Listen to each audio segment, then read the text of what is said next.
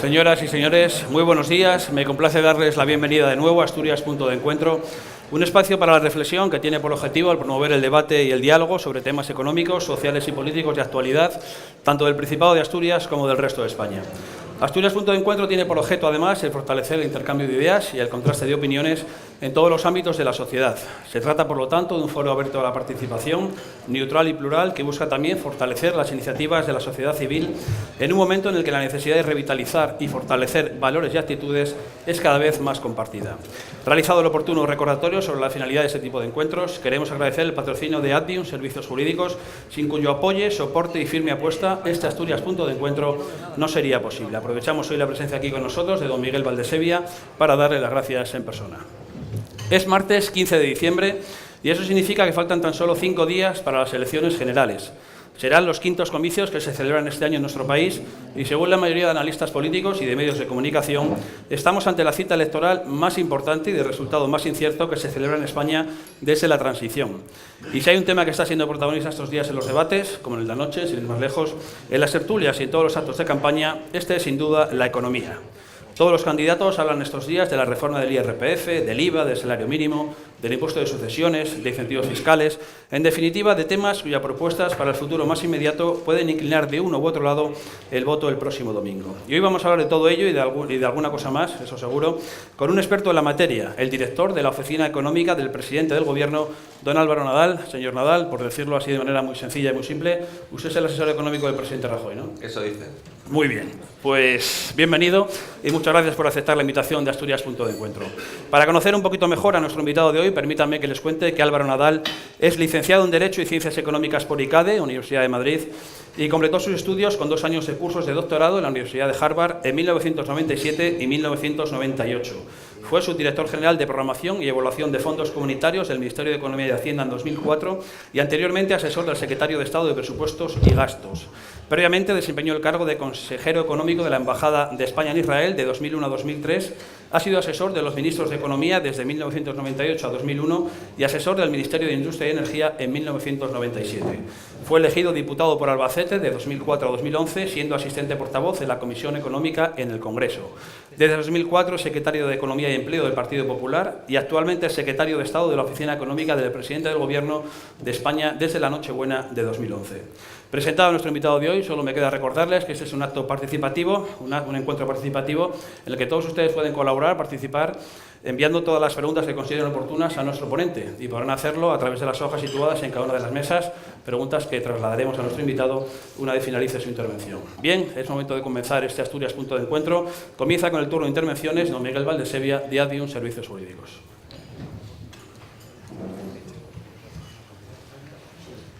Buenos días a todos. Nosotros estamos aquí como patrocinadores de este encuentro y lo primero que queremos hacer es dar las gracias a la Asociación Asturias Punto de Encuentro por habernos dado la oportunidad precisamente de presentarnos en este foro, de presentar concretamente Advium. Advium no es ni más ni menos que el resultado de la unión estratégica de 2 firmas de servicios profesionales con una larga trayectoria, de PFS Grupo, que está aquí presente, y de Valdesevia Abogados, una unión que nace de forma natural.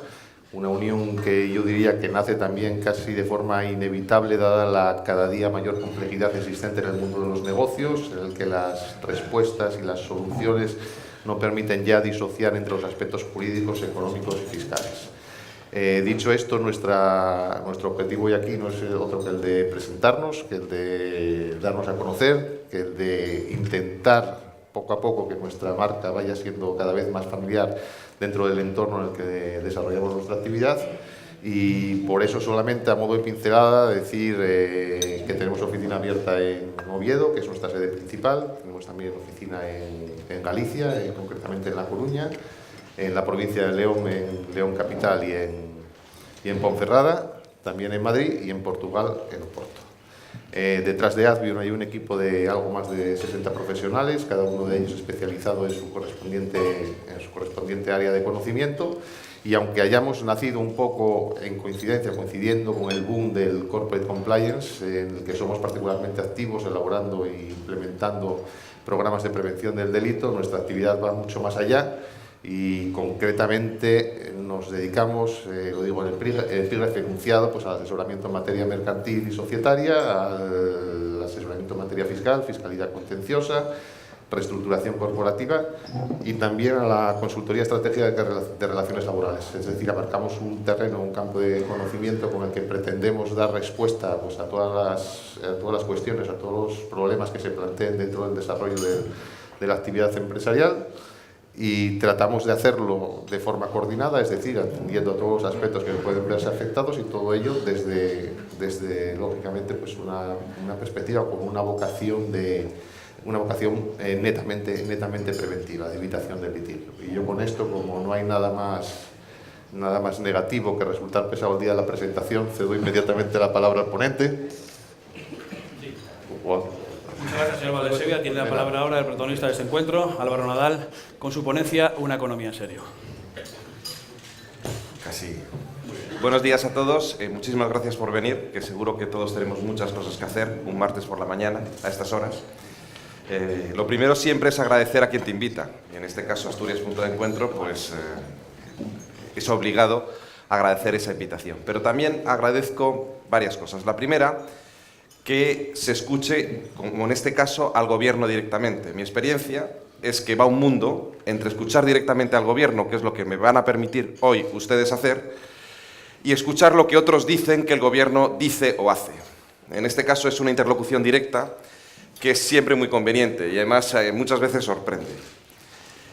Además, hay otra cuestión importante, y es que me van a permitir hablar del bosque. Ustedes conocen su árbol infinitamente mejor de lo que lo pueda conocer yo.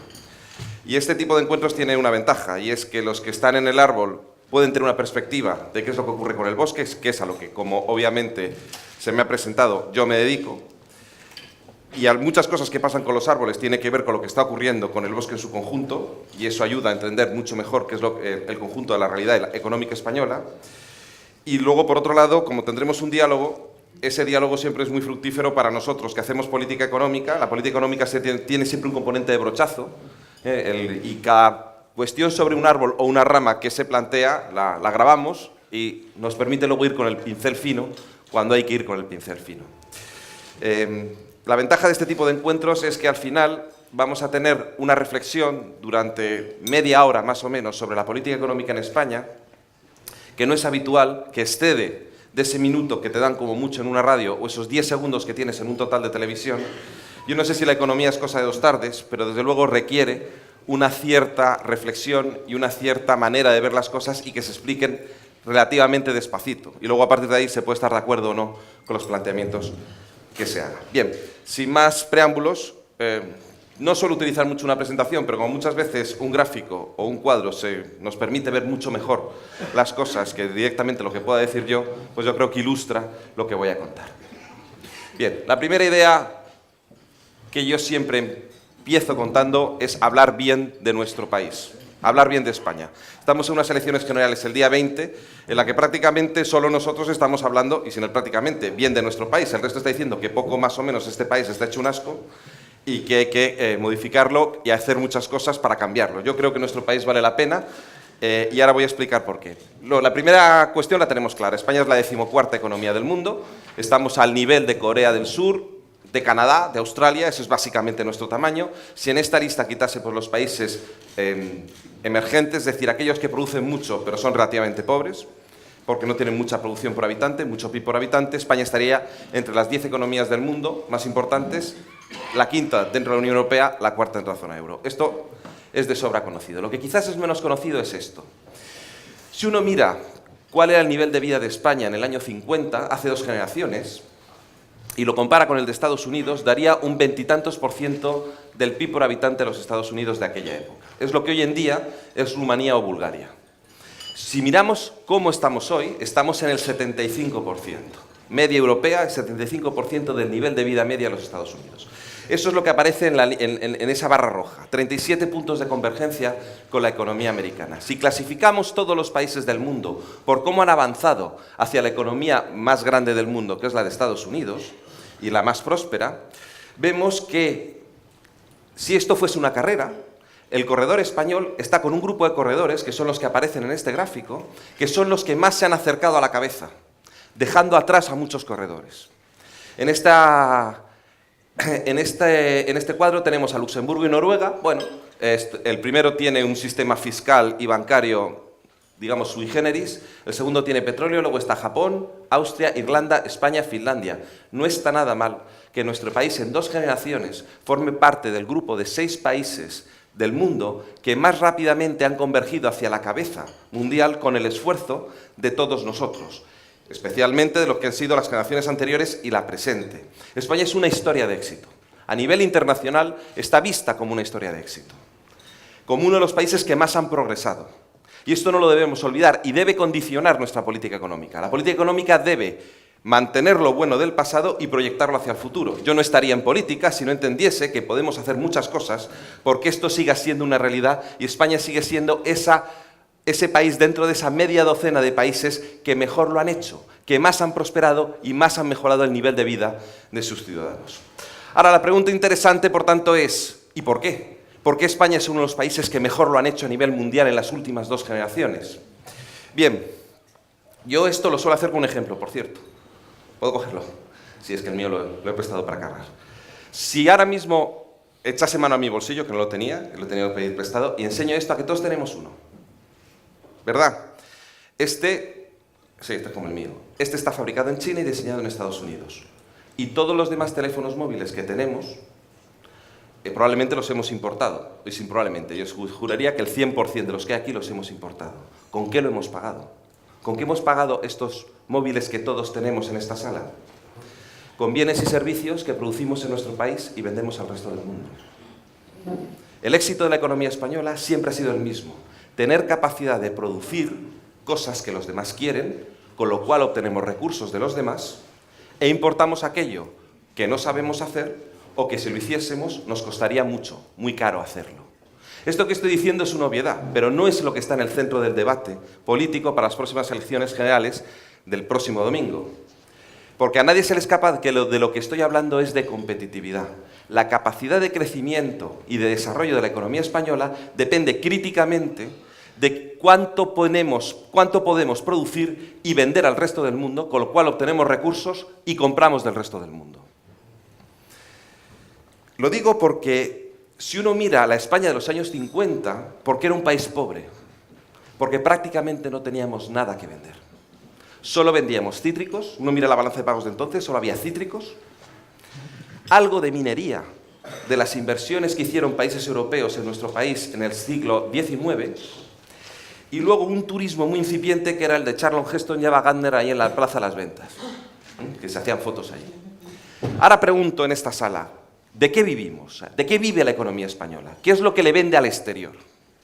¿Cuál es la primera exportación de la economía española en bienes? Bienes de equipo. Por cierto, la segunda de Asturias. En el ranking de exportación, Asturias tiene su segundo sector de exportación es bienes de equipo. Somos un país muy potente en bienes de equipo. Ejemplo, cada vez que nos subimos a un avión Airbus, el 15% está fabricado en nuestro país. Por no hablar de las potentísimas industrias que tenemos en máquina herramienta, material eléctrico, un montón de empresas que se dedican a fabricar de todo, material de transporte y maquinaria de todo tipo en nuestro país. Segunda exportación importante en nuestro país. Química. Tenemos una farmacéutica muy potente. A lo mejor no sabemos que el 100% de las aspirinas que se venden en el mundo están fabricadas en España. Tenemos una industria petroquímica también muy fuerte, además muy moderna y muy compatible con el medio ambiente. Se han hecho unas inversiones increíbles, aparte de la química básica y la química de transformación. Tercer sector de exportación española, el automóvil. Muy conocido, 2 grandes sectores, subsectores. Uno es el de constructores, que es capital extranjero. Segundo fabricante del mundo, 10º mundial. Y tenemos de las empresas de componentes mejores del mundo. Por ejemplo, el 50% de los espejos retrovisores que van circulando por el mundo están fabricados por empresas españolas. O la cuarta parte de los interiores de los vehículos que van circulando por el mundo están hechos en nuestro país. Y además hay grandes empresas de componentes con un montón de pequeñas y medianas empresas que apoyan a todo ese sector. Es uno de los sectores más potentes de la economía española. Cuarto, agroalimentario. El sector agroalimentario es un sector el que a veces se ha ido modernizando mucho más. El 80% es el elaborado, antes el 80% era fresco, y el 20% de fresco cada vez más no solo es una producción agrícola de calidad, que la es, sino que además es un negocio de logística y frío, que requiere un alto nivel de cualificación para que el producto llegue en perfectas condiciones a su mercado de destino. Eso en bienes. Luego tenemos una cierta industria de bienes de consumo. Como se ve, España está especializado en el comercio mundial en formar parte de las grandes cadenas de valor añadido con productos intermedios o productos de capital. Por ejemplo, esta comunidad autónoma Asturias está claramente especializada en ese tipo de producción. O sea, se engarza en la economía mundial, en el conjunto de la economía española, fabricando elementos, componentes que forman parte de las grandes cadenas de valor añadido mundial. España no es un país, hay muy pocos en el mundo que pueden serlo, que hace los grandes productos finales. Eso dirías que prácticamente son Estados Unidos, Japón, Alemania y como mucho Corea. Y hasta ahí llegamos. Nosotros nos vamos metiendo en el comercio mundial formando parte de esas cadenas de valor añadido, buscando nuestro nicho de mercado y siendo capaces de producir y vender. Esto que estoy contando debería ser el eje fundamental del debate de la política económica de nuestro país, porque es de lo que vivimos y cómo hemos logrado mejorar sustancialmente nuestro nivel de vida. Y sin embargo no lo es. Si nos vamos a servicios, ¿cuál es el servicio de exportación más importante de la economía española? Era turismo. Hace 3 años era así. Pero desde hace 3 años, los servicios a empresas, como son logística, marketing, ingeniería, servicios financieros, seguros, transportes, auditoría, consultoría, todo eso ya entra en nuestra balanza de pagos con más ingreso que el turismo. No en saldo, pero sí como ingreso. Aunque evidentemente el turismo sigue siendo España la segunda o tercera potencia turística mundial. Es decir, tenemos una economía mucho más diversificada, mucho más potente, que vendemos y producimos muchas cosas y con eso lo comerciamos con el resto del mundo. Y esto es lo que nos ha hecho prosperar. Si tenemos esto claro, tenemos claro qué es lo que hace que la economía española vaya bien y cómo se mejora el nivel de vida de los españoles. Y si este fuese un país normal, lo cual es un supuesto relativamente heroico, si este fuese un país normal, estaríamos todo el rato hablando de cómo mejorar la competitividad de la economía española. Y sin embargo estamos metidos probablemente en la campaña con una mayor división ideológica de la política económica. Nosotros estamos hablando de competitividad y de todo esto que estoy hablando, mientras que en el otro lado se nos dice que el problema, todo el espectro de la izquierda, que es bastante florido, cada vez es más florido, aquí en Asturias se está floreando cada vez más, nos está diciendo que el problema de la economía española es un problema de distribución, un problema de reparto, pero no un problema de competitividad. Y aquí entramos en un gran debate, como no lo ha habido nunca. Porque yo me acuerdo de cuando he discutido en privado y en público con mis contrapartes del Partido Socialista, el análisis no era muy diferente de lo que acabo de contar. Luego el problema era la acción de gobierno. Los responsables económicos llegaban al gobierno y se quedaban en minoría en el Partido Socialista y no podían aplicar una política económica a favor de la competitividad y de la mejora de las rentas del país a través de ser un país más productivo y que es capaz de entrar mejor en el comercio mundial, y se hacía todo tipo de dislates y las cosas no salían bien. Pero el análisis era relativamente similar.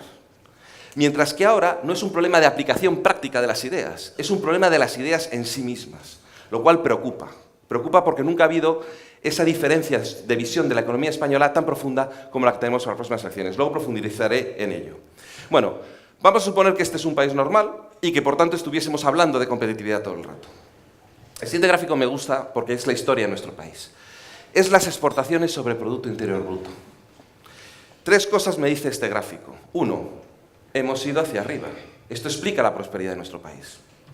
Si nuestro país no sigue yendo hacia arriba, no sigue siendo un país que va teniendo cada vez más empresas y sectores incorporados al comercio mundial, no seremos capaces de mantener nuestra prosperidad. España es una gran devoradora de importaciones. 1/3 de lo que consumen nuestras familias son importaciones. La mitad de los bienes de equipo que instalamos en nuestro país son importaciones, por no hablar de materias primas y productos intermedios que utilizamos para producir. Es decir, para consumir y para producir necesitamos comprar de fuera. Si no eres suficientemente competitivo y no eres capaz de aumentar tus exportaciones en el Producto Interior Bruto, lo que va a ocurrir es que se te crea un agujero. Tú vas a seguir importando y como no eres capaz de exportar lo suficiente para pagar, la diferencia la cubres con deuda. Y al cubrirla con deuda, lo que produces es una bola de endeudamiento que tarde o temprano acaba en crisis. Todas y cada una de las crisis económicas de nuestro país han sido exactamente por esto mismo. ¿Qué es lo que se ve aquí? Aquí hay 2 periodos de caída. Uno va del 84 al 91 y el otro va del año 2004 al año 2008. Por cierto, no gobernaba el Partido Popular. ¿Qué ocurrió en estas etapas? Que no cuidas con la política económica la competitividad. no haces que el país sea más competitivo. El país sigue importando y como no puede exportar lo suficiente para comprar lo que importa, se endeuda. Al final, el ciclo termina. Aquí empezó la crisis del 92 y aquí empezó la crisis de 2008. Pero siempre es igual. En España, como decía antes, todas las crisis tienen el mismo origen y al final más o menos la misma solución, que es poder remontar otra vez exportando, que es lo que nos ha ocurrido. Otro tema interesante, esta es la salida de la crisis. Es espectacular en los 4 últimos años lo que ha aumentado la capacidad de exportación de la economía española. Desde un 25% del PIB a casi un tercio. De la cuarta parte a casi un tercio. Y esto es lo que queríamos nosotros conseguir con la política económica que hemos llevado a cabo esta legislatura. Reequilibrar. Ya que España necesita recursos del exterior para consumir y producir, seamos capaces de producir y vender. Seamos capaces de mejorar sustancialmente esa competitividad. Yo no estoy en absoluto de acuerdo con aquellos que dicen que hay una contradicción entre igualdad o distribución y competitividad. Porque todos y cada uno de los momentos en los cuales hemos mejorado, siempre ha habido una cadena de acontecimientos igual. Se mejora la competitividad, al mejorar la competitividad, los sectores abiertos, que o bien exportan o bien compiten con importaciones, mejoran su actividad. Al mejorar su actividad, tiran de los sectores más cerrados, más vinculados a la demanda interna. Todo eso genera más empleo. Al generar más empleo se generan rentas. Esas rentas de entrada empiezan a mejorar el bienestar de las familias y a su vez producen recaudación pública, además de manera bastante masiva. Esto, si el gobierno es consciente de lo que tiene que hacer, le ayuda a bajar impuestos para mejorar la competitividad y simultáneamente apuntalar primero y mejorar después el estado del bienestar. Y todo eso en su conjunto es lo que genera mayores índices de igualdad en la sociedad española. Luego, de todas maneras, hablaremos de la famosa cuestión de la igualdad. Pero quien empieza por el final, quien dice que lo que quiere es mejorar rentas y aumentar el gasto público, lo único que va a producir es un ciclo de endeudamiento. Ese incremento de rentas y ese incremento de gasto público lo que va a hacer es más endeudamiento y mayores costes. Pierdes competitividad y aumentar el gasto público y aumentar las rentas sin haber aumentado previamente la competitividad es meterte directamente en una crisis, que es lo que en el pasado siempre nos ha producido las caídas que hemos tenido en los ciclos económicos españoles. Bien. Si pensásemos, por tanto, que lo que tenemos que hacer es mejorar la competitividad de nuestro país, la pregunta es cómo se hace, porque otras cosas que estamos viendo de cara a las elecciones del domingo es que las propuestas de, yo creo que muchísima gente, están llenas de hayques. Hay que crear más empleo, ya. Hay que producir más, bien, vale. Hay que ser más productivo, incluso algunos dirán hay que exportar más.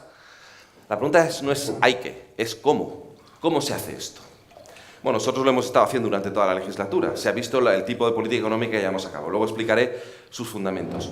Pero lo importante, pensando en el cómo, es, oiga, si España es uno de los 6 países que mejor lo han hecho a nivel mundial, ¿por qué no replicamos el modelo? ¿Por qué no hacemos siempre el mismo tipo de política económica que al final resulta en un resultado final adecuado?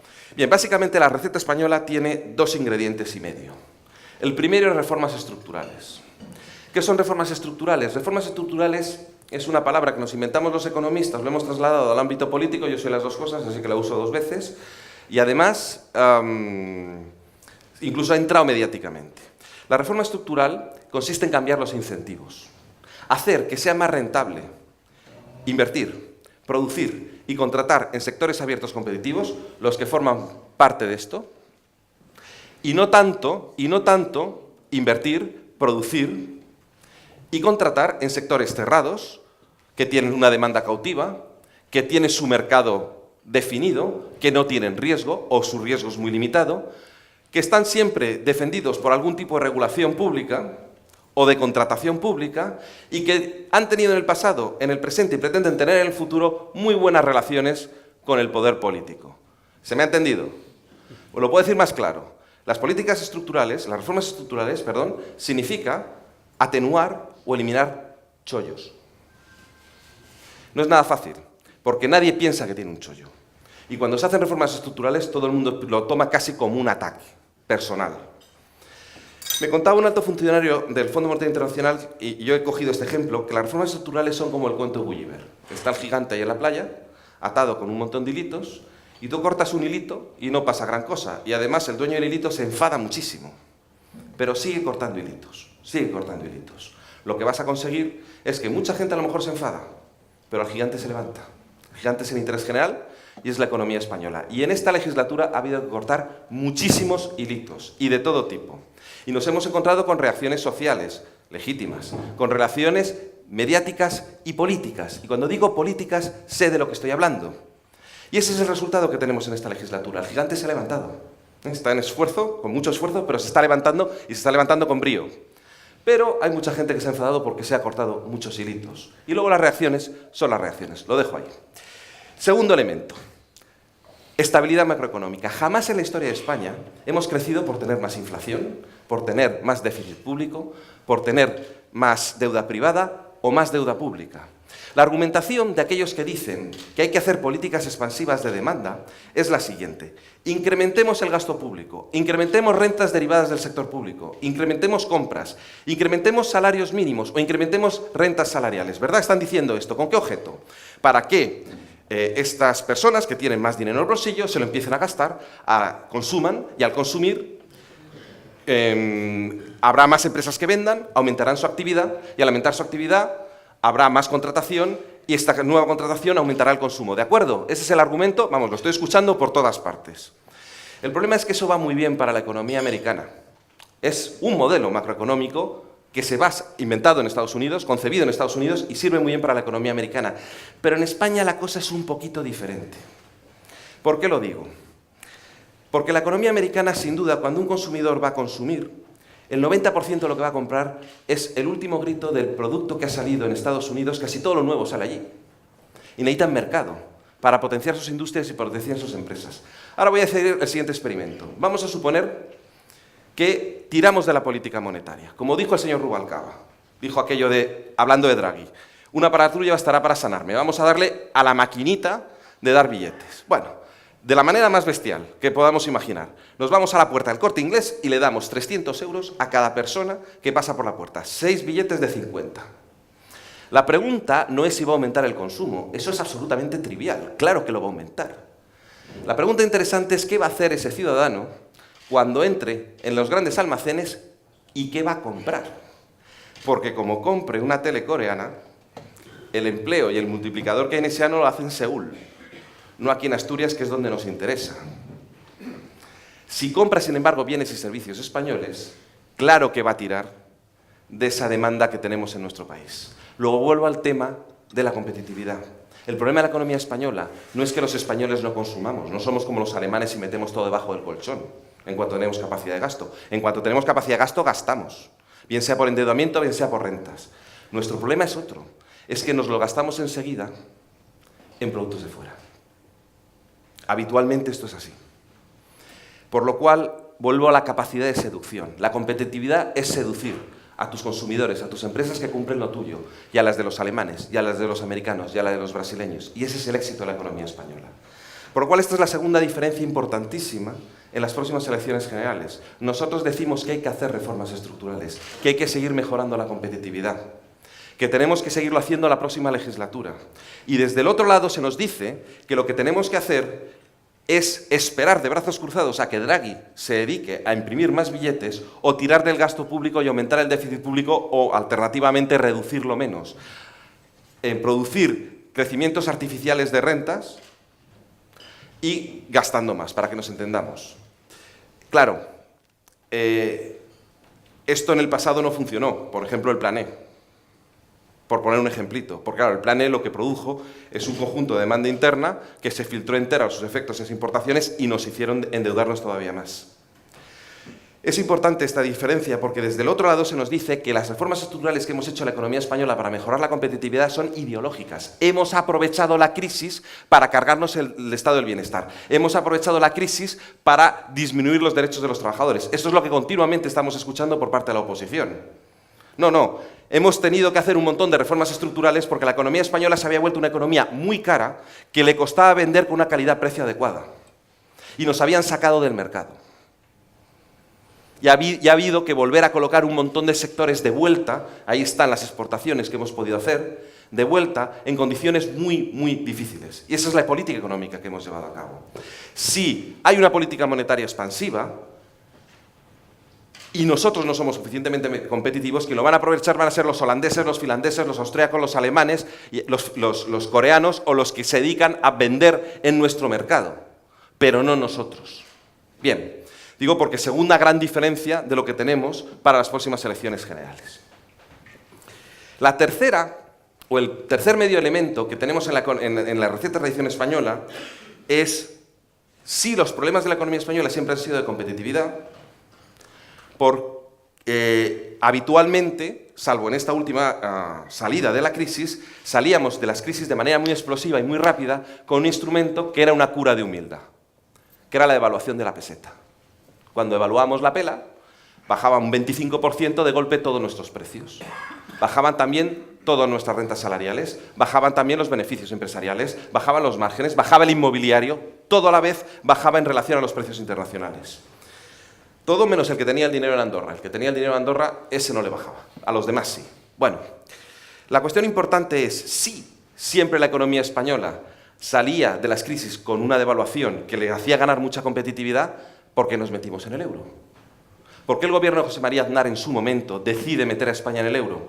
Y lo voy a explicar con un ejemplo personal. Yo en el año 95, cuando entré en el Ministerio de Economía, me fui a pedir un crédito hipotecario para comprarme mi primera vivienda y me dieron un tipo de interés de amigo del 12,5%, porque el de enemigo estaba en el 15% y un crédito empresarial estaba en el 18%, y si eres una pyme estabas en el 21%. ¿Por qué? Por una razón. Porque del 75 al 95, a falta de que en España no se hicieron reformas estructurales para ir recuperando competitividad cuando la perdíamos, y solo utilizar prácticamente las devaluaciones, tuvimos 5 episodios devaluatorios en 20 años, una vez cada 4 años. Y cada episodio encadenaba varias devaluaciones en cadena. ¿Qué problema tiene este? Claro, que el alemán que se compraba una casa en Mallorca, en Marcos, le había bajado un 25% la inversión. La empresa multinacional que invertía, por ejemplo aquí en Asturias, perdía un 25% de su inversión.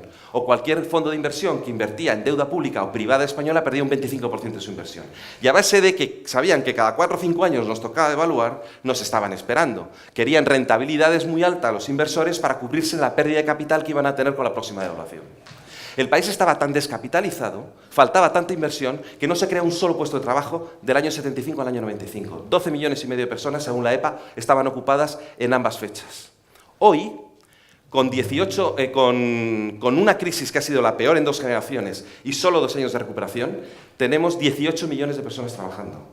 Vez y media las que había con la peseta. La España del euro es vez y media más próspera y con vez y media la ocupación de la que teníamos con la peseta. ¿Por qué? Porque todas las empresas invirtieron, innovaron, se internacionalizaron, aprovecharon los tipos de interés bajos. Es la historia de nuestro país. No hay sector que no hiciese esto. Por eso me irrita profundamente la expresión de Rivera y de Sánchez de que España es un capitalismo de amiguetes. Será con los capitalistas con los que ellos se encuentran y tienen reuniones. Porque la inmensa mayoría de los sectores económicos de este país trabajan muy duro, están en condiciones difíciles en los mercados internacionales porque es una competencia muy fuerte, y aprovechan cualquier resquicio para mejorar. Y en este caso fueron costos financieros decentes, que fue lo que nos dio el euro. Ahora, ¿por qué el euro da costos financieros decentes? Porque el euro es el marco. Supongo que aquí nadie lo duda, en esta mesa, en esta sala. El euro es el marco. No íbamos a hacer la unión monetaria con la lira o con el escudo. La hacíamos con el marco, que eran los fuertes, los sólidos, los que tenían baja inflación, los que no devaluaban su moneda y tenían bajos tipos de interés. Jugamos con reglas alemanas. La cuestión es si hemos jugado bien o no con esas reglas alemanas cuando entramos en el euro. Bien, este gráfico lo que nos muestra es costes laborales unitarios. Este es el índice de costes que habitualmente utiliza la Comisión Europea y el Banco Central Europeo, pero cogemos índices de precios y nos da exactamente lo mismo. Cuando sube la línea roja es Alemania, después zona euro, Francia e Italia. Cuando sube quiere decir que perdemos competitividad respecto a ellos. Cuando baja, lo contrario. ¿Qué ocurrió? Que cuando entramos en la primera etapa del euro, no hicimos otra cosa que perder competitividad, y especialmente a partir de 2004, con la política del Banco Central Europeo, que fue muy expansiva, y la pasividad del gobierno de entonces.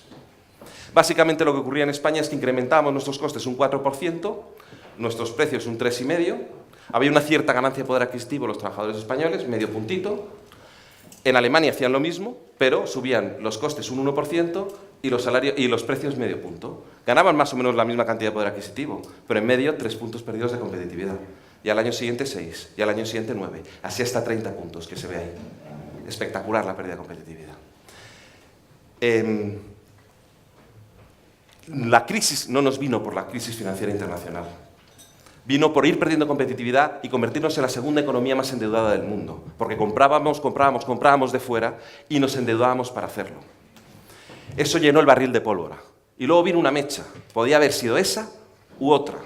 Pero sin duda ninguna la economía española no iba a resistir endeudándose eternamente y tener déficits exteriores descomunales como los que teníamos del 10% e ir vendiendo cada vez más calidad-precio en nuestros productos y servicios. Esto es lo que realmente nos colocó en una situación peligrosísima, alto endeudamiento, pérdida de competitividad y en un momento determinado aquello estalló.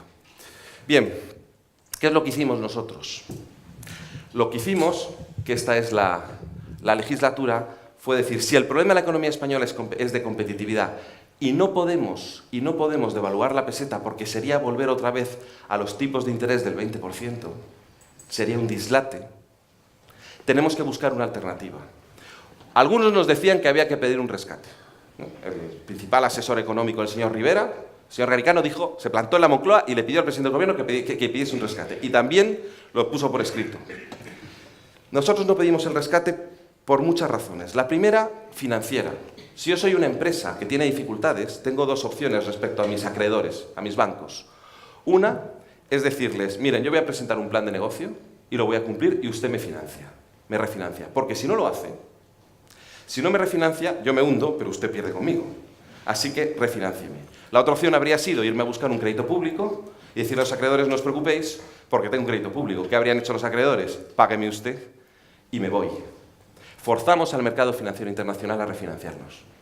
En una estrategia, es decir, nosotros tenemos un plan de negocio de país, lo vamos a poner en marcha y este plan de negocio se va a cumplir, que es lo que hemos ido haciendo. Todavía seguimos endeudados, pero nos refinancian y nos refinancian cada vez a tipos más baratos, hasta el punto que estamos emitiendo deuda pública ya a tipos de interés negativos, respecto a la situación que teníamos antes. Pero esta ha sido básicamente la estrategia financiera. Pero también ha habido una estrategia de mejora a la competitividad. El multiplicador que a nosotros nos gusta es otro. Imaginemos que una empresa, porque las empresas son los protagonistas siempre de las recuperaciones. Imaginemos una empresa que con mucho esfuerzo ha mejorado sus costes y ahora vende más barato. Ha mejorado su producción, ha llegado a un acuerdo con sus trabajadores, 1000 cosas. Con sus proveedores, 1000 cosas. Y en esta empresa, al vender más barato, las otras empresas que le compran se hacen automáticamente más competitivas, porque parte de lo que les venden ya es más barato. Si todas a la vez están haciendo esto, el conjunto de la economía española aumenta en competitividad mucho más de lo que cada una por separado ha pretendido ganar. Ese es el multiplicador que a nosotros nos gusta. Es el que ha generado la recuperación. Nosotros hemos intentado ayudar. La primera obligación de un gobierno en política económica es no estorbar, pero la segunda es tratar de ayudar todo lo que pueda. 5 grandes elementos están en el escandallo de costes de las empresas. Coste laboral, coste financiero, coste energético, coste administrativo y coste tributario. ¿De acuerdo? 5 grandes reformas. Una laboral, una financiera, una energética, una tributaria y otra administrativa. Y a partir de ahí me pueden decir que están mejor o peor hechas, pero decir que no se tenían que hacer, o decir que hay que revertirlas todas, como nos está diciendo el Partido Socialista, es que no se entiende. ¿Es que realmente funcionaba bien nuestro mercado laboral? ¿Es que realmente no teníamos un problemón en el sector energético que no había por dónde meterle mano? Que si no se hubiese hecho nada habría subido un 42% la factura de la luz a hogares y a empresas, que nos saca totalmente de cualquier margen de competitividad en los mercados mundiales. ¿Es que no había que arreglar todo eso? Es que es muy fácil criticar después de haber dejado todo empantanado. Nosotros teníamos que conseguir cuadrar el círculo, que era devaluar la peseta sin salirnos del euro. Y eso es lo que hemos hecho con esta política. Y no es una devaluación salarial. Todos los sectores económicos se han reflejado. De hecho, los salarios, se ven las estadísticas del INE, han subido. También lo oyes mucho. Bueno, sí, ha habido una devaluación, se ha mejorado la competitividad, pero es todo a costa de los salarios, ¿no? Los salarios han ido incrementando año a año, el salario medio y el salario mediano, con una diferencia que ahora tenemos inflación negativa. Hoy acaba de sacar el INE el dato, menos 0,3. Están subiendo los salarios en 2015, más 0,6, más 0,7. Con menos 0,3 de inflación, ganancia de poder adquisitivo 1 punto, que es una ganancia de poder adquisitivo importante. Ahora, estamos ganando competitividad, porque nuestros salarios están creciendo menos que los de los alemanes, nuestros costes también y nuestros precios también. Somos uno de los países que tiene una inflación más baja que Alemania. Llevamos 25 meses consecutivos con la inflación más baja que Alemania. 25 meses. Y 25 meses consecutivos creando empleo. Esto no es casualidad, es causalidad. Una cosa trae la otra. Están ocurriendo cosas muy interesantes ahora. Ahora lo contaré. Pero básicamente lo que tenemos que tener claro es que antes, cuando teníamos la inflación más alta que Alemania, que es el ancla del sistema euro, tenías que elegir o ganar poder adquisitivo o ganar competitividad. Ahora podemos hacer las dos cosas a la vez, si lo hacemos de forma moderada, si hacemos todas las cosas poco a poco. Bien, esto ha sido la legislatura. Este gráfico lo llamamos el pez por razones obvias. Esto es la actividad económica y esto es el desempleo. ¿Qué nos está diciendo la oposición? Que este nivel de desempleo no es sustancialmente más bajo que este. Bueno, claro, pero hombre, esto lo explican en Barrio Sésamo. Una cosa es subir y otra cosa es bajar. Lo importante es el cambio de tendencia. Es que no era nada fácil hacer cambiar de una economía que tenía más inflación que los demás y perdía competitividad. Al perder competitividad, reducía actividad, reducía empleo, se recaudaba menos, aumentaba el déficit, aumentaba el endeudamiento, aumentaba la desconfianza, los tipos de interés cada vez más altos. Todo eso entraba más a pérdidas de competitividad y pérdida de actividad de la economía española. A la situación actual, que estamos en el ciclo totalmente inverso. Cada vez ganamos más competitividad, aumentamos nuestra actividad, aumentamos nuestra capacidad exportadora, estamos siendo capaces de... Por cierto, Asturias va muy bien en exportación. Aumentamos nuestro empleo, aumentamos nuestra recaudación. De hecho, ahora mismo la recaudación está aumentando a vez y media el ritmo que está creciendo la economía, y todo esto va encajando. De la otra manera no había manera de encajar. Ahora, eso sí, al no venir de una evaluación, esto no tiene un shock, esto no es una percepción de mejora inmediata. Esto es como ver crecer a un hijo. No te das cuenta y 4 años más tarde dices, caray, qué estirón ha dado. Esto es lo que ha ocurrido con la economía española en estos 4 años. Otra cosa que nos dice, se lo dijo ayer Sánchez al presidente del Gobierno.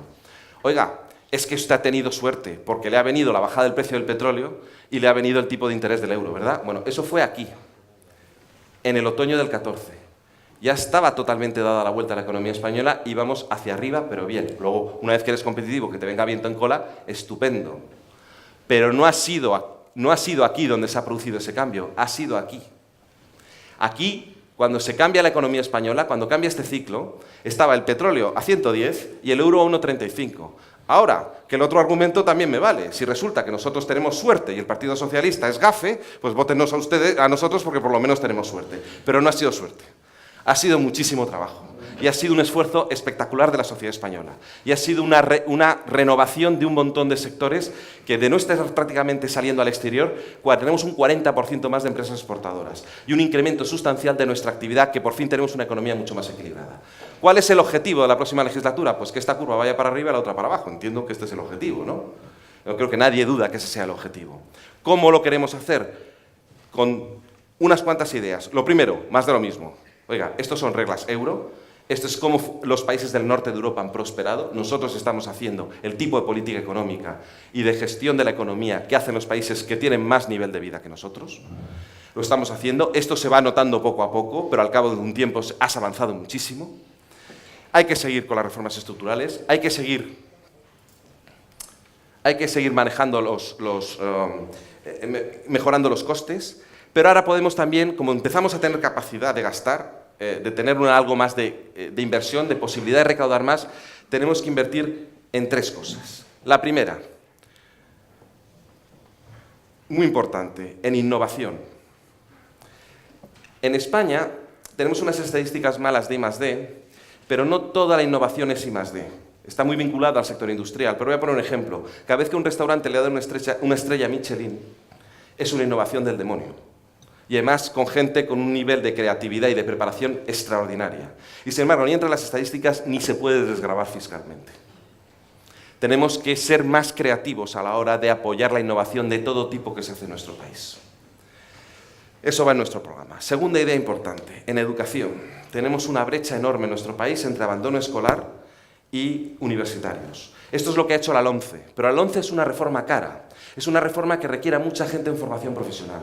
Ya tenemos 800.000 personas en formación profesional y tenemos 40.000 en formación dual. El presidente del Gobierno ayer dijo que quería 100.000. Esto también es caro y tienes que ayudar a las empresas a tener a los chavales estudiando por la mañana en el centro y por la tarde trabajando en la empresa. Y esto hay que dedicarle recursos. Conseguimos 1.000 millones de euros de fondos europeos para aplicar a esto, pero hay que seguir aplicándole recursos. Y tercer elemento, el fiscal. Si resulta que España tiene un problema de paro, 21% de paro, es una cifra alta, ¿por qué no dedicamos todo nuestro margen fiscal a reducir los impuestos a la contratación? Lo que llaman la brecha fiscal, la diferencia entre el salario bruto, incluidas cotizaciones sociales, y el neto. Para los salarios medios y altos, la carga fiscal sobre todo es IRPF. Por eso hemos anunciado, sobre el personal más cualificado, por eso hemos anunciado la reforma de IRPF de caída de 2 puntos en los 2 tramos, encuadrarla allí. Pero para los salarios menos cualificados, lo que pesa de verdad son las cotizaciones sociales. Y por eso hemos hecho la propuesta de 500 euros de mínimo exento, que ya está en vigor para el empleo indefinido nuevo creado, pero esto es mucho más potente. Incluso el empleo temporal que existe, si lo transformas en indefinido, lleva, no durante año y medio como antes, durante 4 años, un mínimo exento de 500 euros de salario, tanto la cotización del trabajador como la cotización de la empresa. Por primera vez vamos a tener un impuesto progresivo. El marginal es el mismo siempre, que es el tipo medio de la cotización, vamos, el tipo de cotización. Pero como tienes un mínimo exento muy potente, los salarios de menor nivel van a tener una rebaja de impuestos increíble. Así cerramos esa brecha fiscal. Creamos hueco entre el salario bruto y neto que ayude a la contratación en el país. Tenemos unas circunstancias económicas, y con esto termino, que hacen que nuestro país pasen cosas que son muy nuevas. Es la primera vez que estamos creciendo al 3% y las exportaciones crecen al mismo ritmo que las importaciones. Es la primera vez que estamos creciendo al 3% y tenemos superávit exterior. Batimos récord de superávit exterior continuado en este año. Es la primera vez que estamos creciendo al 3% y nuestra economía tiene una inflación por debajo de la alemana. Todo esto es nuevo. Siempre cuando crecíamos, enseguida empezábamos a importar, empezamos a desequilibrarnos, empezamos a subir los precios a lo loco, empezamos en la lucha de rentas de unos con otros a recalentar la economía, y cada crecimiento, cada recuperación tenía la semilla de la siguiente recesión si no se corregía con política económica. Esto es la primera vez que no ocurre. Y a nadie se le escapa, de cara al día 20, y si no hagan cuentas, que las legislaturas del Partido Popular se cuentan por recuperaciones y las legislaturas del Partido Socialista por recesiones. Y si no, miren la historia reciente de nuestro país. Muchísimas gracias.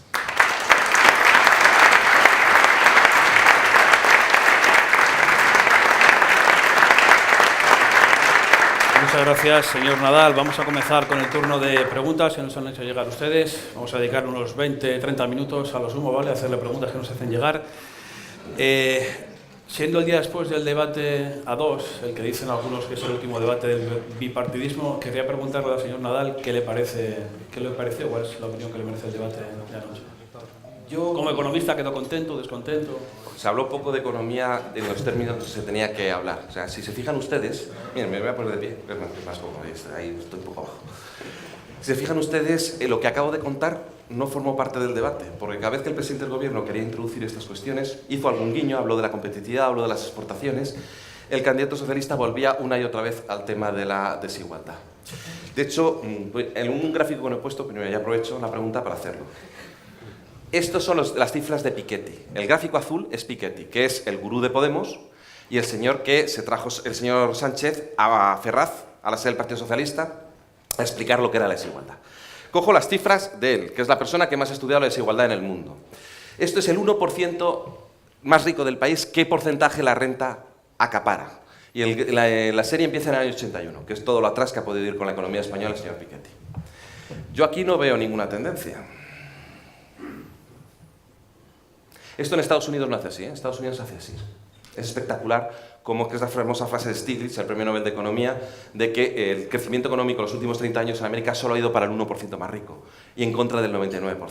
Esto no pasa en España, tampoco en Italia, tampoco en Francia, tampoco en Alemania ni en los países nórdicos. En la Europa continental el comportamiento es bien diferente. Sí ocurre una cosa, hay un ciclo de desigualdad. Se ve incluso abajo en el gráfico, este es de Eurostat, es muy pequeñito, no nos permite ver mucho este dato.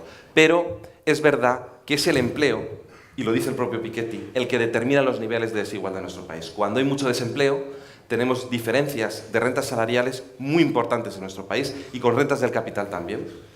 Y eso nos lleva a mayores índices de desigualdad. Mientras que cuando tienes creación de empleo, se reducen sustancialmente, en cualquier indicador que utilicemos. Por eso vuelvo al tema, es decir, uno estaba continuamente hablando sobre un tema que de verdad, pues el señor Obama probablemente esté muy preocupado por esto, porque en Estados Unidos estas cosas son las más importantes. En España solo hay una cosa por la que preocuparse para el bienestar de los ciudadanos, que es el empleo. Si tienes empleo, apuntalas la seguridad social. Si tienes empleo, reduce los índices de desigualdad. Si tienes empleo, mejoras la recaudación y puedes hacer más inversiones públicas. Y si tienes empleo, sobre todo mejoras las rentas familiares, que es lo que más importa. Lo cual, ¿y qué te tienes que tener para ganar empleo? Pues tener cada vez más sectores que son capaces de producir y vender fuera, o competir con los que nos venden en casa, que es de lo que hemos vivido siempre, como decía anteriormente. Todo esto que acabo de contar no salió en el debate. Y cuando se intentó, en la parte económica, luego otras cosas, yo no soy una persona excesivamente cualificada para hablar de ellas, pero cuando se intentó de alguna manera introducir por parte del presidente del gobierno, el otro venga con Bárcenas. Lo digo así de claro.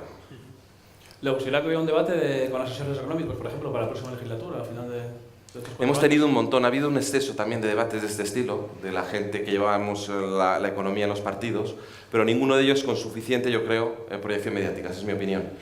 Yo recuerdo el de Solbes y Pizarro, que por lo menos hubo una atención muy grande sobre él. Aquí yo puedo haber hecho 6 o 7 debates con los habituales, con el señor Sevilla del Partido Socialista, el señor Garicano de Ciudadanos, el señor Álvarez de Podemos, pero nunca han tenido la repercusión adecuada. Sí pudiese tener, pero vamos, yo creo que los número uno también tienen que debatir de esto, porque ¿es o no la economía el principal problema del país? Pues deberíamos estar hablando de esto, digo yo, y los número uno, los que más. Y yo ahí sí que lo vi, yo ahí tuve una cierta frustración. Era como alguien quiere abrir juego, es como encontrarte con un equipo que se cierra atrás. En el equipo de fútbol que se cierra atrás. Tú puedes jugar muy bien y tratar de ir por las bandas y demás, pero si se cierra atrás, el juego es un asco. Y eso es lo que ocurrió en el día de ayer. ¿Habló con Rajoy después del debate anoche? No, no eran horas. ¿No habló con él? No eran horas. ¿No le mandó mensaje? Sí, le mandé mensaje. ¿Qué le puso? No, eso no, esas cosas. Además, bueno, los mensajes al presidente del gobierno ya ve lo peligrosos que son. O sea, no. Muy bien, muchas preguntas están relacionadas, las que nos han llegado, con el tema de la política tributaria. Una de las primeras preguntas que nos ha llegado es qué le parece la existencia del cupo vasco y navarro, si cree razonable un marco deseable de armonización tal y como ustedes proponen, si es posible y razonable. Pues mire, esto es un hecho histórico y está en nuestra Constitución. Son cosas que podemos darle la vuelta que queramos, pero tendríamos que hacer un cambio constitucional de los potentes si quisiésemos cambiar esto. ¿Tuvieron razón nuestros constituyentes en hacer eso en su día por los motivos que lo hicieron? Pues yo creo que es irrelevante esa pregunta, porque estamos y hemos pasado 30 y tantos años más tarde. Ahora, le voy a decir una cosa. Yo he estado en campaña electoral en Pamplona. En Pamplona están aterrorizados porque ha llegado un gobierno formado por Bildu, Geroa Bai y otras cosas que hay por ahí metidas, y quieren colocar el impuesto sobre sociedades en el 28% y el marginal del IRPF en el 58%. Y ahí lo que dije fue una cosa, miren, el convenio va a proteger al contribuyente navarro, le va a proteger porque obliga a que haya un nivel de presión fiscal equivalente al del conjunto del Estado. Esto es literal del propio convenio. Y de la misma manera que ellos no pueden desviarse en exceso a la baja, aunque ya sé que ha habido quejas y fricciones con esto, y muchas de ellas han acabado en la Unión Europea, y estas cosas también pues se pueden discutir, hay zonas grises que se pueden discutir, ahora es precisamente la presión fiscal que existe en el conjunto de España la que va a proteger al contribuyente navarro, porque no está tan disociado, es decir, no es un sistema fiscal aparte, es un sistema fiscal conveniado, que viene, vale, de los fueros de la Edad Media y es un elemento histórico en nuestro país, como hay muchas cosas históricas. Pero requiere una coordinación, no es que cada uno hace lo que le da la gana, no es así. Ahora, ponernos a discutir sobre algo que está en la Constitución por una serie de razones históricas de su momento, yo no sé si es el elemento más relevante ahora. Y con el ejemplo que le he dado, no siempre es competencia fiscal, ocurre lo contrario también. Muy bien, nos preguntan qué ventajas o desventajas tendría una armonización del ISD a nivel estatal y se corregiría el problema de la discriminación fiscal que existe entre comunidades autónomas y en particular en Asturias, que nos sitúa al mismo nivel que Cataluña, con los tipos más elevados. ¿ISD? ISD me ponen aquí, no sé. Pues sucesiones y donaciones, vale. Sucesiones y donaciones. Bueno, vamos a ver. Claro, la cuestión es si queremos o no queremos autonomía. Es que nunca lo había oído yo como ISD, sucesiones y donaciones, ¿no? La cuestión es si queremos autonomía o no. ¿Queremos autonomía? ¿Queremos un país descentralizado? ¿Queremos tener comunidades autónomas que tengan una capacidad de decisión? Porque si lo queremos, tendrán que tener un margen de actuación en el ámbito tributario. Digo yo. ¿O en qué consiste la autonomía? ¿En simplemente elegir un parlamento y a un presidente? ¿O tiene que poder tener diferenciación de un territorio al otro? El modelo de financiación autonómica que nosotros queremos poner en práctica en la próxima legislatura, básicamente tiene una concepción que se basa en lo siguiente. Tiene que haber un principio de igualdad, es decir, todos los españoles tienen que tener digo capacidad porque derecho si no hay recursos detrás no existen, prefiero decir capacidad de poder disponer de acceso a los servicios básicos fundamentales, que son sanidad, educación y servicios sociales en igualdad de condiciones, con el mismo acceso a todos los servicios en todas partes. Y eso lo tiene que garantizar el modelo de financiación. Digamos que ahí es donde entra el Estado, igual para todos. A partir de ahí, cada comunidad autónoma tendrá que poder decir si yo quiero hacer más gastos y rendir cuentas a los ciudadanos si esos gastos son sensatos o no, tengo que subir los impuestos y tengo que poner más impuestos. Si no quiero hacer más gastos de lo que es las cuestiones ordinarias de la gestión de la propia comunidad autónoma, no tiene que poner más impuestos. Pero esto está dentro de la autonomía. Pero es que si armonizamos todo, nos cargamos la autonomía. Lo digo así de claro, o sea, nos quedamos sin sistema autonómico. Ahora, si a mí me preguntan, si usted estuviese al frente de una consejería de Hacienda de una comunidad autónoma, ¿qué haría con ese impuesto y con otros? Los impuestos son un mal menor, un mal necesario, perdón, son un mal necesario. Es decir, tú tienes un estado del bienestar que es la red de seguridad de la clase media de este país. En una economía que además tan globalizada como la que he puesto anteriormente, una economía que cada vez más está en el tráfico económico mundial, tú tienes situaciones en que la gente puede perder el desempleo, te puedes encontrar con cualquier cuestión de este tipo, ¿no? Necesitas cubrir las pensiones, todas estas cuestiones. Esa red de seguridad la tienes que financiar y, por tanto, necesitas los impuestos para financiarla. Pero nosotros no somos unos fanáticos de los impuestos. Hay dos partidos que dicen que su objetivo es llegar al nivel de presión fiscal medio de la Unión Europea, que son unos 100.000 millones de euros más de recaudación de lo que recaudamos ahora. Dos ideas. Una, 100.000 millones de euros más, si lo comparamos con el esfuerzo enorme que se pidió a los españoles de 2011 y 2012, entonces se subieron los impuestos al valor de 7.000. Imaginemos lo que es subir hasta 100.000. Podemos lo quiere hacer en 4 años, 25.000 por año. El Partido Socialista dice 25.000 en esta legislatura y las siguientes irán teniendo también 25.000. Pero el objetivo es el mismo. Dice, ¿y a usted dónde va a poner los impuestos? Dice, a los ricos. Bueno, vamos a ver los ricos. Los ricos en este país, tú no miras los datos de la agencia tributaria y mira el último renglón, que es la gente que más gana. La gente que más gana en este país, por encima de medio millón de euros, ganan entre todos 3.500 millones de euros. Y los que ganan más de 150.000, entre todos, ganan 12.000 millones de euros. Ganan. Si les requisase un gobierno del PSOE y Podemos, por ejemplo, todo lo que ganasen, es decir, les deja sin nada, a cero, se recaudarían 12.000 millones de euros. ¿Y los otros 88.000 de dónde salen? Pues evidentemente de la clase media, porque es la única manera de conseguir esos incrementos tan espectaculares de recaudación que quieren obtener. Por eso digo, si yo estuviese en un gobierno autonómico, estos impuestos los mantendría al mínimo necesario para mantener esos servicios públicos y mejorarlos. Ahora, hay gente que le gusta recaudar impuestos a lo bestia para gastar.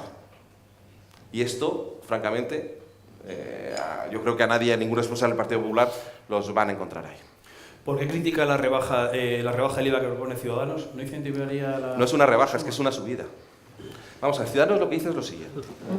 Nos cargamos el superreducido, que es del 4%, y lo pasamos al reducido, que lo quieren dejar en un 8%. Y esto incluye medicinas, libros, luego hablan del IVA cultural, libros, el primer vehículo cultural en uno de los países con peores índices de lectura de Europa, revistas, libros y los alimentos más básicos, la leche, el pan, los huevos, lo típico, no, los huevos no, pero los alimentos más básicos de la cesta de la compra están al 4%. Eso todo sube. Después suben todo o casi todo lo que está actualmente al 10%, que lo dejarían en un 18%, el tipo máximo ahora está en el 21%.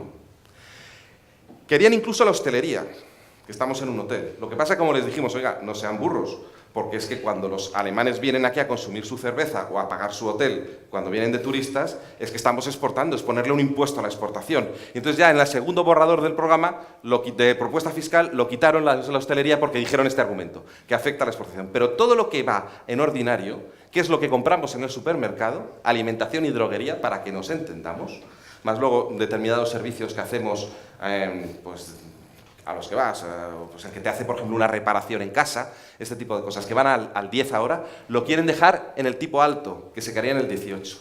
Por lo cual, la propuesta de Ciudadanos es una rebaja del tipo, pero un aumento sustancial del tipo aplicable a un montón de bienes y servicios. Eso en el impacto de bienestar.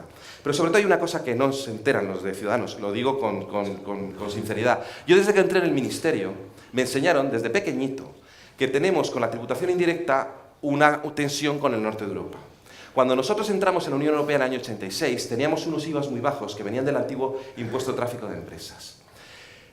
Por ejemplo, y sin embargo teníamos un IVA de lujo. ¿Por qué? Porque en la España tradicional, la compra de un Mercedes, para que nos entendamos, tenía un 30% de impuestos. Mientras que irte a tomar una caña en el bar tenía muy poquitos impuestos, tenía un IVA del 6 en aquel momento, si recordamos. Todo este tiempo hay un proceso de tensión en la Unión Europea entre los países del norte que quieren armonizar a tipos altos para que bajemos los impuestos a lo que importamos de ellos y subamos los impuestos a lo que nosotros producimos. Y esto cualquier funcionario del Ministerio de Economía y de la Secretaría de Estado de Comercio se lo sabe de carrerilla. Y me parece sorprendente que le estemos haciendo el caldo gordo, no es por nada, a alemanes, holandeses, finlandeses y suecos y daneses en una propuesta que pretende un partido político hacer para nuestro país. Es que es de locos. Es que es de locos que cualquier persona que sepa mínimamente la relación entre política comercial y tributación indirecta sabe lo que acabo de contar. Y sin embargo ellos con la propuesta, eso sí, al dictado, porque suena muy bien, lo hacen con un análisis muy sofisticado, pero en realidad está un interés comercial debajo de él muy grande. Lo mismo pasa con el AVE, no nos engañemos, no hay ningún AVE al norte de Hamburgo. Y es una tecnología que en el despliegue de redes estamos haciendo entre franceses y españoles. Por eso estamos haciendo el AVE de Medina a Meca, y no lo están haciendo los alemanes. Lo primero que nos han dicho es no os lo financiamos, porque los que estamos quedando atrás en esta tecnología, no os lo financiamos con fondos europeos. Y la segunda cosa es que encima hago una serie de estudios, de análisis para decir que esto es un desastre. Que no, que es una guerra comercial la que hay detrás. Entonces, ¿qué es lo que me preocupa del programa de Ciudadanos? Del programa de Ciudadanos económico es el que habría aplicado la Troika. Es que si hubiésemos pedido el rescate nos habrían obligado a no defender nuestros intereses comerciales a cambio de la financiación, que no es por nada, es lo que le han hecho a Grecia y Portugal.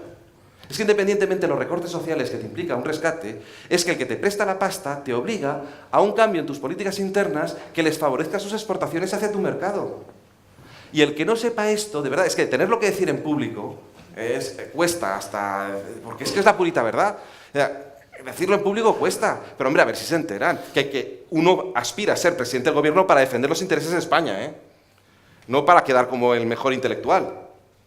Lo dejo ahí. Les veo pactando con Podemos o con el PSOE, si en materia económica con Ciudadanos... No, si esto en cuanto se lo explica supongo que lo entenderán, pero lo que me sorprende es que vayan tan a tumba abierta. Es que le iba a preguntar que en un hipotético acuerdo con Ciudadanos, ¿qué líneas rojas habría en materia económica y no están en nada de acuerdo con ellos? No, en nada de acuerdo con ellos, lo que pasa es que las propuestas estrella que tienen son muy de pizarrón, son muy de no conocer la realidad económica de nuestro país. Lo mismo pasa con el contrato único, pues el problema del contrato único, ¿qué va a arreglar? Que lo que ahora llamamos temporales sean recién contratados, es lo único que arregla, porque van a tener un despido muy bajo y en caso de que haya lío en la empresa van a ser los primeros que van a despedirlo. ¿O qué hemos arreglado? ¿Realmente hemos hecho una reforma de verdad con eso? Son todo, de verdad, si es que vienen del mundo académico. Yo también he estado en el mundo académico y yo respeto mucho el mundo académico. Mira, Susana viene del mundo académico. Sí, pero luego hay que estar en la realidad, ¿eh? Luego hay que conocer a los sectores, qué problemas tienen, que los demás también ayudan por detrás a sus sectores, porque esto del mercado interior está muy bien, pero va y resulta que, por ejemplo, la gran industria alemana no paga las renovables.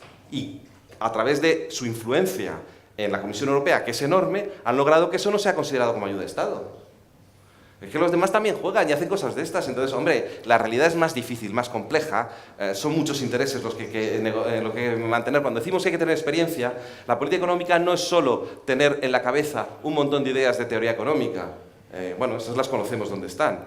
Es luego ver la realidad práctica y conocer de primera mano cómo se gestionan intereses muy enconados, intereses difíciles, lo de los hilitos que contaba antes. Y esto, precisamente esto, es política. Y por eso se tiene que tener experiencia, porque es política.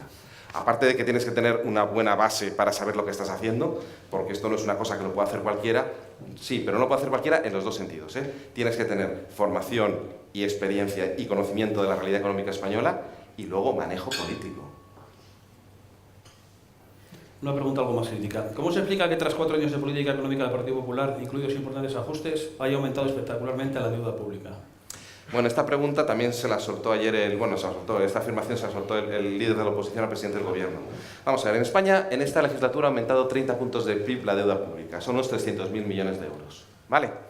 Ahora vamos a descontar cosas que no son por la acción del gobierno. 75.000 millones de euros en proveedores. Es decir, era deuda pública. Porque cuando una empresa de jardines había hecho los jardines al ayuntamiento y el ayuntamiento no le pagaba, no estaba en las cuentas financieras, no era una deuda emitida o un préstamo que había pedido un banco, pero era tanta deuda como lo que le debes a los mercados. Y sin embargo no se contabilizaba como deuda, 75.000. Después, 40.000 millones que hemos metido en la recapitalización de las cajas.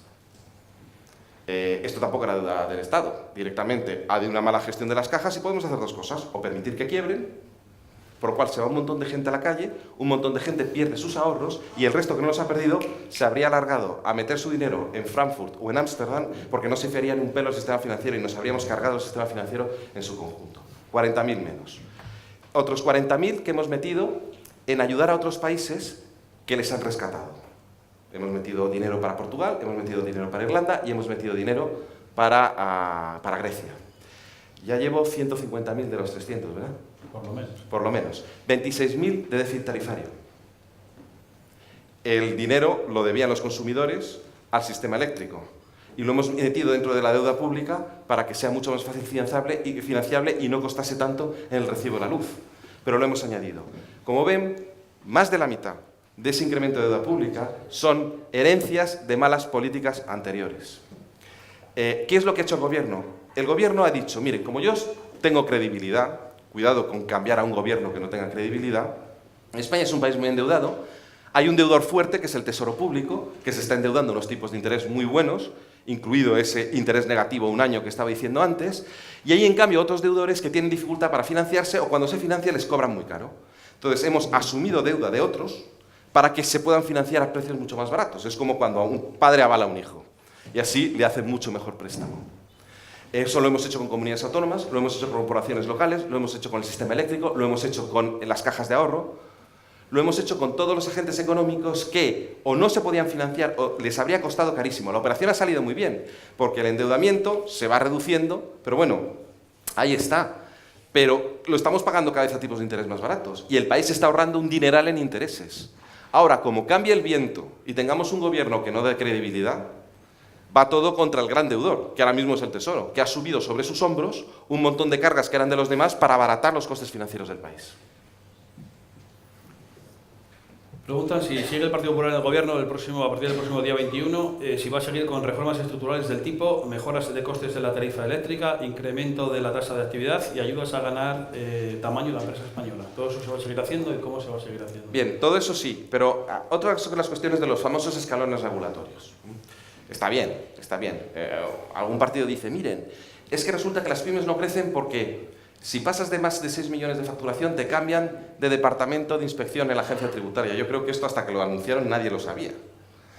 En España tenemos un problema de tamaño de empresa y nosotros lo que más hemos hecho para ayudar a esto y es donde más incidencia vamos a hacer para ayudar también a las empresas es con la unidad de mercado, que no es nada fácil aplicar esta norma, pero sí que cada vez más sectores y empresas se van acercando a los órganos que les permiten denunciar prácticas de discriminación, porque si el mercado tuyo es demasiado pequeño, no vas a crecer. Y tienen que competir unas con otras para aumentar ese tamaño.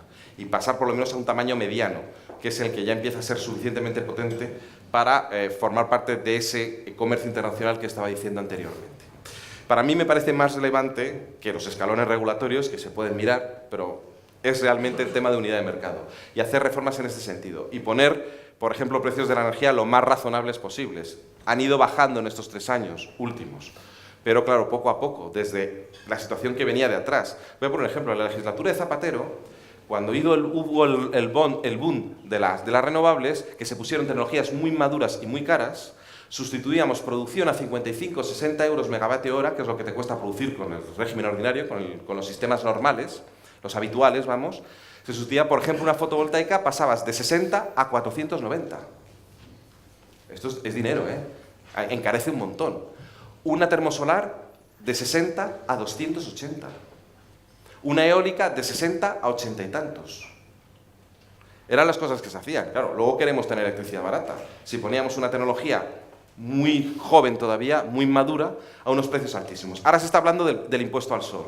El impuesto al sol es una subvención al sol, porque se está una placa fotovoltaica que pones en el tejado de tu casa o en un polígono industrial, cuesta producir con ella 125 euros megavatio hora. Cuando eso, producirlo en el sistema ordinario, cuesta 60. ¿Por qué a alguien le puede resultar rentable poner la placa a 125 en lugar de 60? Porque hay determinados pagos que no va a hacer. De entrada paga menos impuestos, porque la electricidad producida y distribuida tiene un montón de impuestos. Luego paga menos impuestos y contribuye menos al bienestar común. Y en segundo lugar, porque hay determinados elementos del coste de la red común que no se les cobra. Ahora, quieren quedarse absolutamente fuera de cualquier coste del sistema eléctrico. Eso sería equivalente a que si yo tengo una casa en la playa, solo pago la comunidad de vecinos, un apartamento en la playa, solo pago la comunidad de vecinos cuando voy. Y cuando no voy no la pago. Hombre, habrá que pagar los costes fijos del sistema. Y se les ha hecho mucha rebaja de los costes fijos que les corresponderían de verdad. Y eso encima lo llaman impuesto al sol. Digo porque todas estas cosas son importantes. Si no pensamos en términos de competitividad, luego ocurre lo que ponía en ese gráfico, que acabamos teniendo etapas de caída, que es lo que nos ha pasado en las etapas anteriores. Si no cuidas los costes energéticos, si no eres sensato en la negociación colectiva, si no eres sensato en el déficit público, si no fríes impuestos a las empresas, si fríes impuestos a las empresas, si haces todo eso, no inviertes las infraestructuras de forma adecuada mirando el euro de dónde se está invirtiendo, sino allí donde políticamente te puede salir más rentable. Si en lugar de hacer esas cosas, si haces esas cosas, pierdes competitividad. Si no las haces, sigues hacia adelante. Por eso es importante, lo que decía, que para que el ciclo siga, tenemos que seguir con esta manera de hacer política económica. Es más aburrida, pero es lo que trae bienestar a la gente. No va a servir para que alguien salga por ahí anunciando, se suba ahí en Rodiezmo y empiece a anunciar con la pañoleta, raca, raca, raca. Eso no lo permite hacer.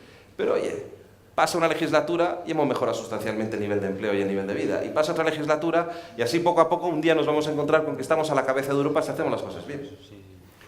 Dos o tres preguntitas más y finalizamos. ¿De qué margen disponemos para afrontar los nuevos ajustes que propone Europa sin el porcentaje de déficit, sin incurrir en nuevos recortes y al mismo tiempo llevar a cabo la reforma fiscal que proponen? Vamos, ahora mismo tenemos Aquí esta bronca ha sido... Es que ya no la tenemos muy conocida. La Comisión Europea funciona con un modelo. Proyecta su modelo y dice, usted va a tener este año un déficit del 4,5. Con el lío que ha habido de las cuentas ocultas en Cataluña va a ser 4,6. Y tenemos un objetivo de 4,2. Bueno...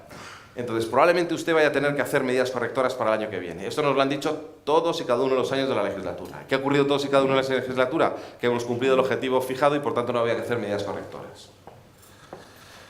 Yo, hasta que vea el cierre de febrero, no adelantaría absolutamente nada. Porque siempre, al final, los ayuntamientos te sacan algo más de superávit de lo que se estaba previsto. Tienes un cierre mejor de comunidades autónomas del que tenías previsto. Y, sobre todo, la recaudación te ha ido mejor. Ahora estamos recaudando casi al 5%. 4 con mucho. Casi al 5%. La economía está creciendo, previsión del año, 3,3. Recaudando a vez y media lo que está creciendo la economía. El real y el nominal son muy parecidos, en el caso porque no tenemos casi inflación. Esto lo que nos lleva es a unas cifras de final de año de recaudación superiores a las previstas. Por eso adelantamos la reforma del IRPF, confiando que todavía se podían conseguir los objetivos. Otro de los elementos que está ocurriendo es el cierre del agujero de seguridad social. Es verdad que seguridad social tiene un déficit muy grande, pero cuando nosotros llegamos al gobierno, por cada pensionista que entraba en el sistema, en todos los años aumentan los pensionistas en unas 100.000 personas. Entre los que salen pobrecillos del sistema y los que entran, ¿no? Unas 100.000 personas. Claro, entraban 100.000 personas en el sistema de pensiones y se perdían 300.000 empleos. Mal asunto. Por cada persona que entraba, perdías 3 personas sosteniendo al sistema de pensiones. Ahora, por cada persona que entra en el sistema de pensiones, tenemos 5 personas entrando en el sistema de cotizaciones. Porque estamos creando unos 500.000 empleos al año y aumentando en unas 100.000 personas los pensionistas. Eso sí es sostenible. Porque da de sobra para los nuevos pensionistas que entran ir cerrando el déficit anterior. Todo esto, yo creo que la inercia de cómo va el crecimiento económico va a bastar para ir cerrando los objetivos presupuestarios. Ahora, dicho esto, como cortes el crecimiento, como cambies un golpe de timón o pierda credibilidad el gobierno y la deuda pública que sustenta la actividad del gobierno, tendremos un problema, claro. Entonces, todo esto que acabo de contar no salen las cuentas y ahí sí que vendrán los recortes. como haya un cambio de política económica, perdamos la capacidad de aumentar la competitividad, no sigamos creciendo estos ritmos, y directamente que por motivos ideológicos se den bandazos, ahí sí que nos podemos encontrar a la vuelta de la esquina con los recortes. Una última pregunta, por si usted sabe algo más que nosotros. ¿Qué va a pasar el domingo por la noche? Yo voy a votar al Partido Popular y espero que mucha gente también. Muy bien, señor Nadal, muchísimas gracias por participar hoy con nosotros en Asturias Punto de Encuentro. Solo me queda agradecerles a ustedes también su presencia, su participación, y esperamos contar con ustedes en la próxima cita, que será el próximo 21 de enero, y contaremos con la participación de don Álvaro Cuervo, catedrático de Economía de la empresa y maestro de toda una generación de economistas. Combina la labor docente con su participación en consejos importantes de empresas y organismos, y sus intervenciones siempre generan ideas y agitan las ideas. Así que seguro que no defraudará. Muchísimas gracias y contamos con ustedes.